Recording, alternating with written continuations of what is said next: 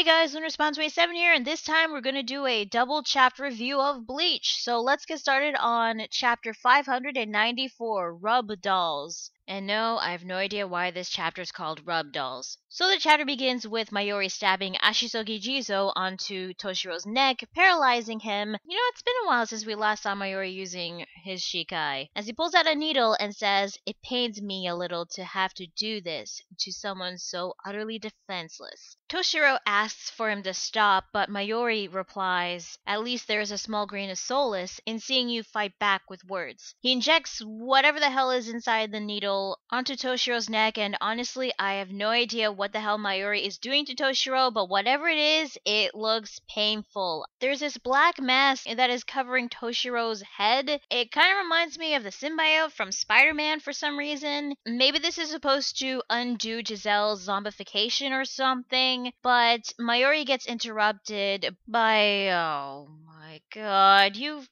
gotta be kidding me. Okay, I can understand Rangiku being a zombie because she was there with Toshiro during the time, plus she had her throat slashed by Kangdu. But Kensei and Rose, didn't Grammy just imagine them dead? And you know, with Grammy defeated, now a brain in a jar, again, seriously, what the hell, Kubo? The imagination would have been nullified and Kensei and Rose would have been okay, right? And in fact, the last time we saw them, they fell off the plateau and Isane went after them to catch them. And speaking of Isane, if she was there with Kensei and Rose, what the hell happened to her? Is she also a zombie too? And since their skin is the same shade as Toshiro's, that means that these three became zombies before they died. So if Mayuri somehow undoes the zombification, that means not only Toshiro will live, but that would also mean that Rangiku, Kensei, and Rose will live too. Also, this might be an odd question, but how come Toshiro gets a Sternritter outfit and not Kensei, Rose, and Rangiku? I mean, Kensei and Rose are also captains, unless Giselle has a certain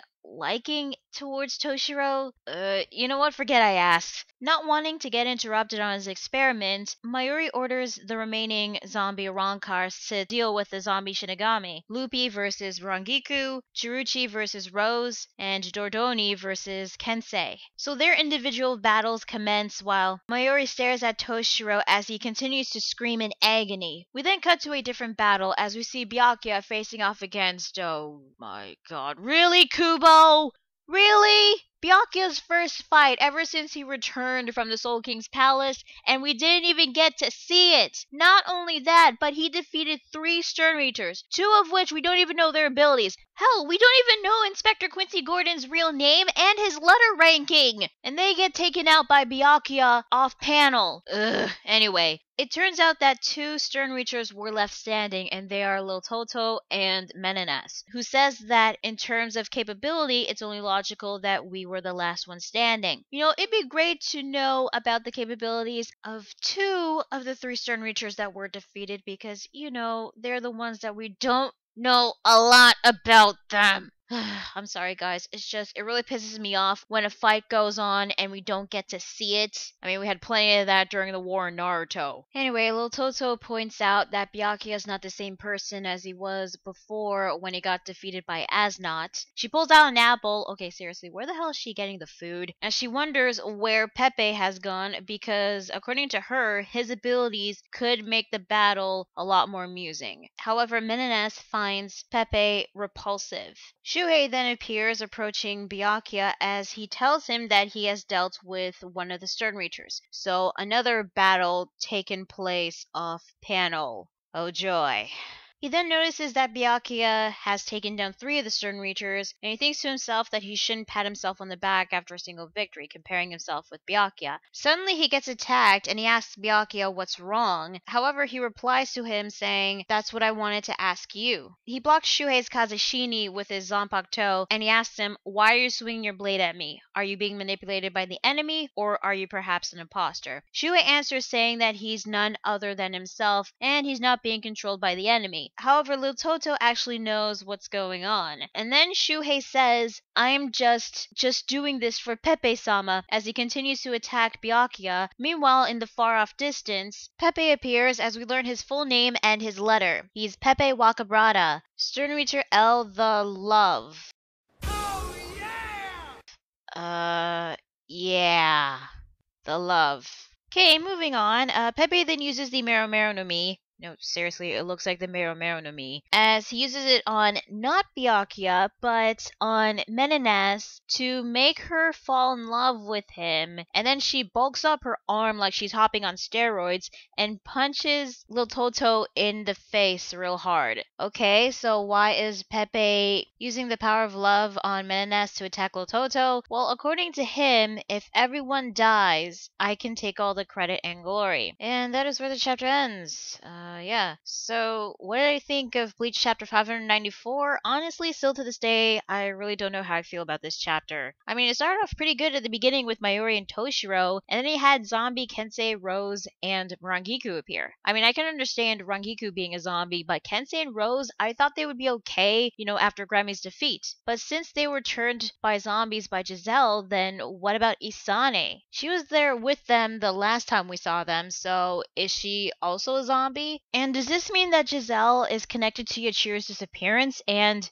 Oh god, please don't tell me Kenpachi's gonna become a zombie. No, wait, actually that does sound pretty cool, but Kenpachi was lying on the ground after getting electrocuted by Candice. Now, I don't know what Mayuri injected into Toshiro, but whatever it is, I believe it's supposed to stop the zombification somehow. Maybe not completely, because I believe the zombification would have been completely stopped if Giselle was killed or defeated. I was hoping to know more about what Mayuri did, but I guess we'll have to wait and see later on. What I didn't like about this chapter was the fact that Byakuya's fight was skipped. I mean, him beating Candice off panel, I didn't mind, but he was fighting against Nanana and Inspector Quincy Gordon, who we still to this day do not know his name or his letter. All I can hope for at this point is that these two can get up so that we can at least see them fight and know more about their abilities. And then the chapter ended off pretty weirdly with Pepe. I honestly don't know what to make of this guy, but he is Sternritter L the Love. I always thought that he was Sternritter M the Mind because he brainwashed Jidambo to attack Squad 12 in the previous invasion, so this would mean that he made Jidambo fall in love with him to attack Squad 12, and the same thing with Shuuhei. Well, I hope it's not a romantic type of love because that'd be kind of weird, but I think it's a admiration type of love. As for the reason why he made Meninas attack Liltotto because he wants to take all the credit and glory, that is kind of expected in most villainous groups, and unfortunately this comes off as quite a cliche. But personally, I find it really stupid. I mean, Basby trying to kill the female Sternritters because he's the one that wants to kill Ichigo. Sure, because Ichigo's not only the main character, but he's also one of the 5 great war potentials. Byakuya is not.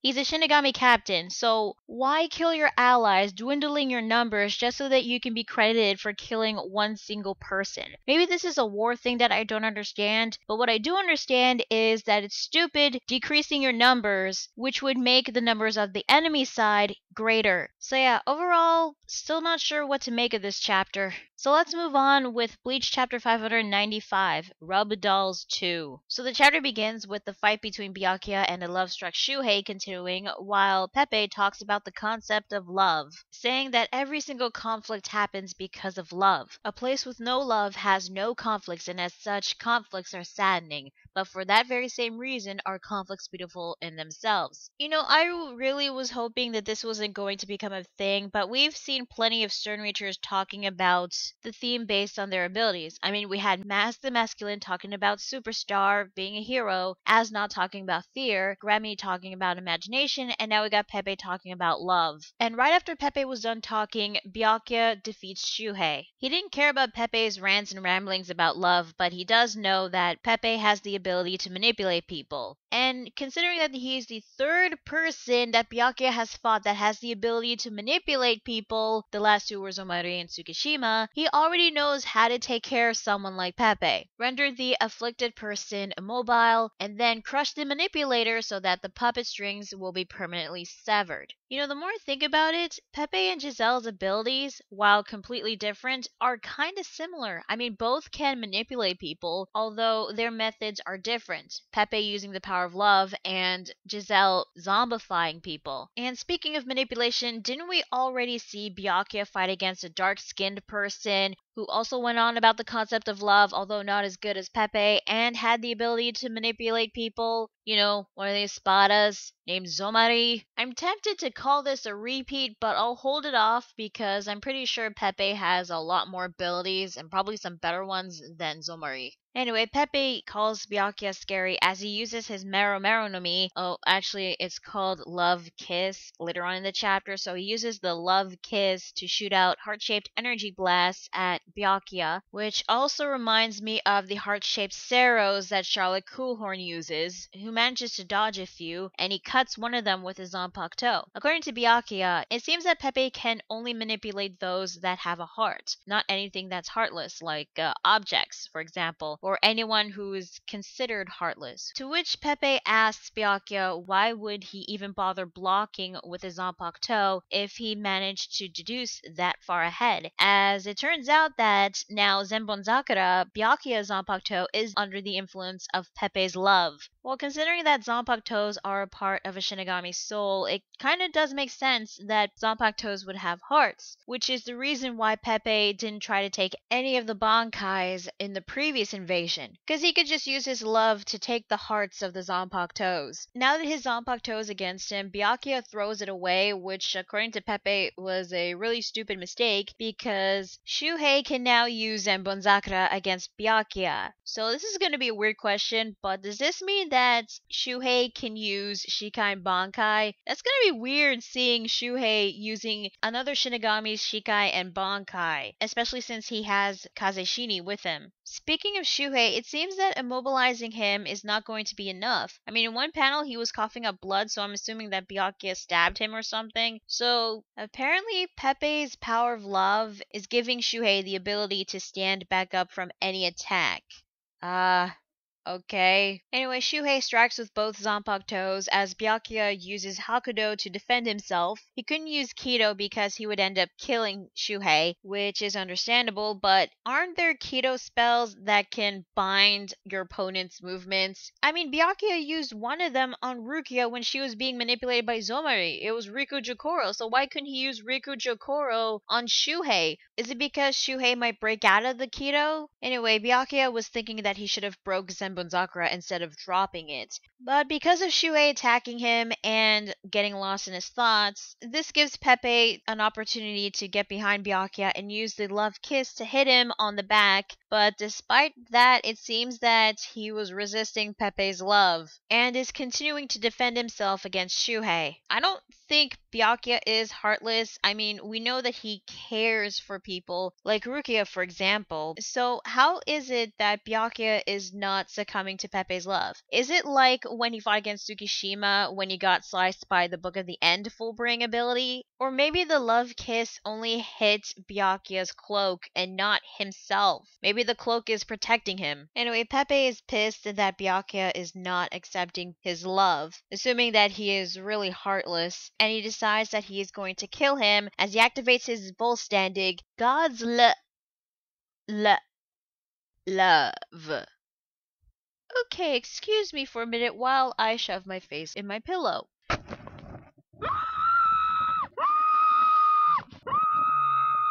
Okay, I'm done. Okay, so yeah, Pepe's Volstandig. Oh, sweet merciful Arceus, Soul King, Kaguya, Kami, whatever anime equivalent to a god. What is that?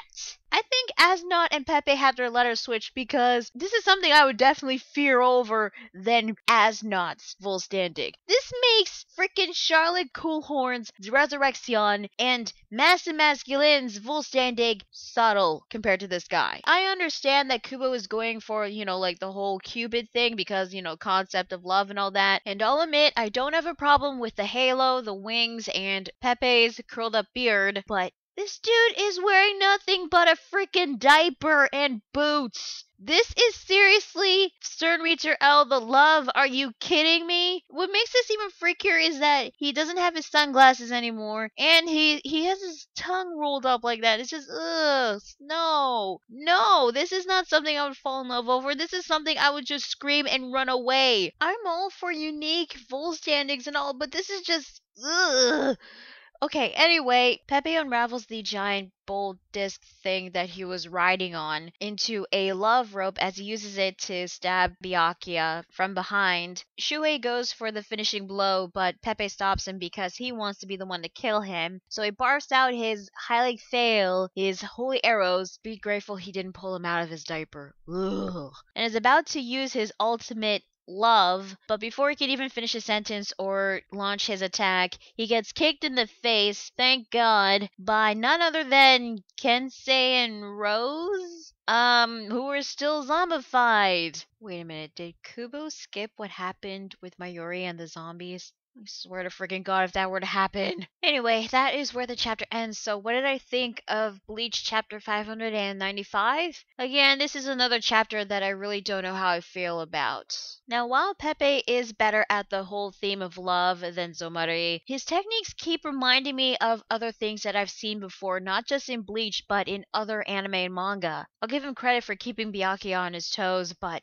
good God, that Volstandig. How is it that when I saw Master Masculine's Volstandig, I laughed my ass off? Yet when I see Pepe's, I want to throw up. Well, not literally, but you know the feeling. And then the ending cliffhanger with Kensei and Rose. Considering their skin tones, they're still zombified, but they have these black markings on their faces. Is this supposed to be the effect of Mayuri's drug that he injected into Toshiro? But we still don't know what that drug is. I'm just hoping that this will be explained in the next chapter, but if they are free from Giselle's control, but they're still zombified, then that would mean that Mayuri is now controlling Kensei and Rose. But that would also mean that they were defeated by Dordoni and Chiruchi. If Kensei and Rose, who are zombified, two captains, who are also visors, by the way, which, by the way, when the fuck are we gonna see them use their freaking hollow masks? I'm just saying. Were defeated by two Privaron espadas. Then Kensei and Rose just lost whatever respect I had for them left. And that's saying much because they lost to Master Masculine. I mean, it's not like I want Dordoni and Chiruchi to lose or anything. It's just that I thought Kensei and Rose would win in their individual battles. Although, maybe this is an upgrade of the zombification courtesy of Giselle. For all we know, they're zombies. But who are they being controlled by? Giselle or Mayuri? And speaking of being controlled, what the hell happened to Meninas and Liltotto? Are they still fighting each other? Well, whatever happened to them and Mayuri, I hope it will be explained in the next chapter, or at least shown in the next chapter in a flashback or something, because I really did not wanted this to be skipped. So yeah, that is Bleach chapter 594 and 595. Tell me guys, what do you think of these two chapters of Bleach? Did you like them? Did you hate them? What are your thoughts on Pepe's Volstandig? And any ideas what Mayuri is doing to Toshiro, or what he may have possibly done to Kensei and Rose? And what are your thoughts on Sternritter L, the love, so far? Let me know in the comments below. Be sure to like the video if you like it and subscribe to more videos. And be sure to check out my Facebook fan page and Google+. So yeah, that is Bleach chapter 594 and 595. I'm going to respond 27, and I will see you guys later. Bye.